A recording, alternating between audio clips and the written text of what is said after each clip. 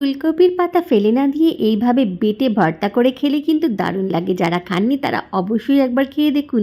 আর যারা খেয়েছেন তারা তো এর স্বাদটা আগে থেকেই জানেন। করাও খুব সহজ, সাদা ভাতের সাথে খেতে কিন্তু অসাধারণ লাগে।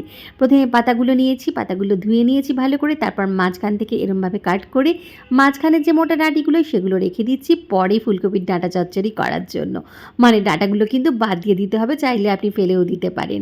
নিয়ে নিয়েছি সবগুলো, এইবারে একটু পাত্রে গরম জল করে নিয়েছি, তাতে সামান্য নুন দিয়েছি, পাতাগুলো দিয়ে একটুখানি ফুটিয়ে নিয়েছি ৮-১০ মিনিট, মানে ভালো করে সিদ্ধ করে নিয়েছি। তারপর মিক্সিং জারে বেশ কিছুটা রসুনের কোয়া, ৩-৪টে কাঁচা লঙ্কা, একটু ধনে পাতা বাটি, সামান্য নুন, চিনি আর যে পাতাটা সিদ্ধ করে রেখেছিলাম সেটা ঠান্ডা করে দিয়েছি, ভালো করে একটা পেস্ট করে নিয়েছি।